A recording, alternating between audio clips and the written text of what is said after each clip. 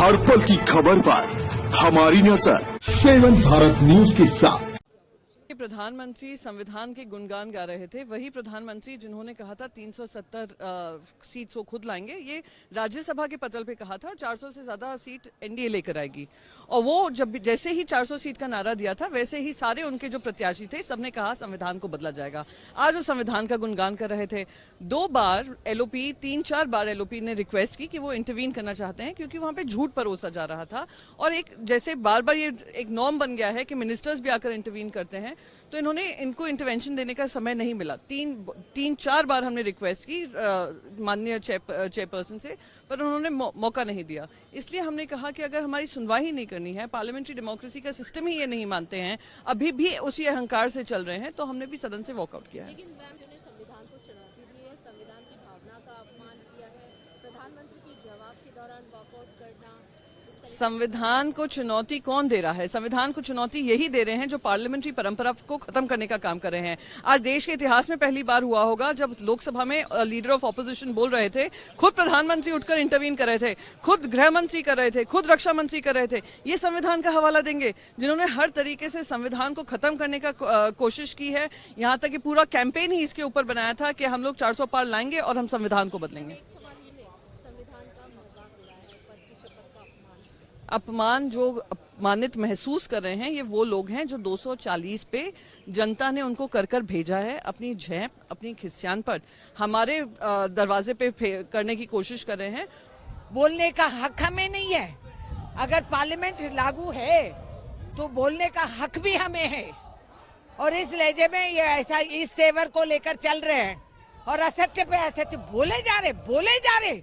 इनकी बोलती पे जीएसटी नहीं है ना, तो बोलते जाएंगे। देखिए, संविधान से संबंधित कांग्रेस को लेकर कुछ बातें माननीय प्रधानमंत्री जी ने अपने भाषण में रखी थी, जिस पर एलओपी को ऑब्जेक्शन था कि उनका कहना था कि वो गलत बोल रहे हैं, और वो अपने साथ कुछ डॉक्यूमेंट्स रखे थे जिसमें कि 1949 में 30 नवंबर को छपा ऑब्जर्वर नाम का आरएसएस के मुखपत्र में साफ लिखा हुआ था कि जो संविधान बना है वो बिल्कुल ही भारत की जो संस्कृति है, मनुवादी जो संस्कृति है, उसके अनुरूप नहीं है। इस तरह की बातें उसमें छपी थी।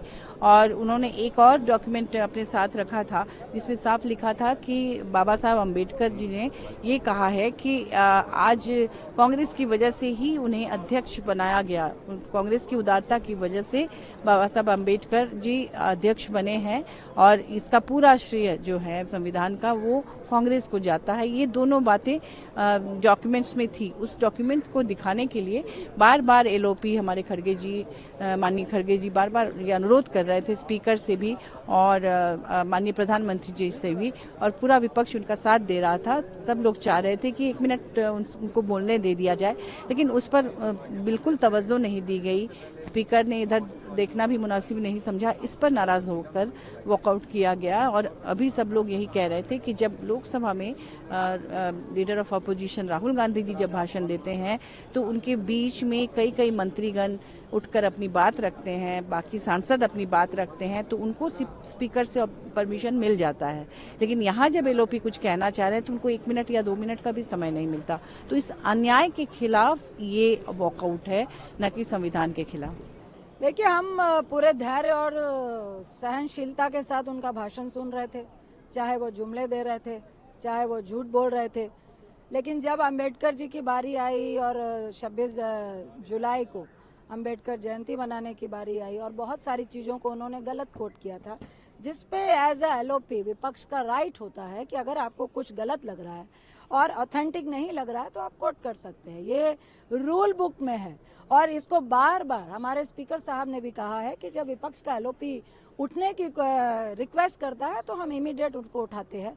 फर्स्ट टाइम ऐसा हो रहा है कि आप एलओपी को इंटरवेन नहीं करने दे रहे हैं। क्या 1 मिनट उनके बोलने से आपने लोकसभा में हमारे एलओपी लीडर राहुल गांधी जी को कम से कम 15-20 बार इंटरवेन किया?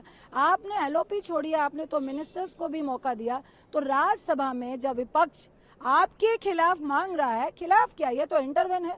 तो ये एरोगेंसी नहीं है तो क्या है? ये तो तानाशाही है कि जब हम बोलेंगे तो आप डिस्टर्ब नहीं कर सकते हैं। तो विपक्ष के पास एक ही चारा रह जाता है, या तो आप इंटरवेन करने दें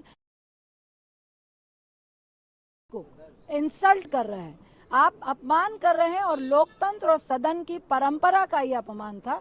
हर पल की खबर पर हमारी नजर। 7 भारत न्यूज के साथ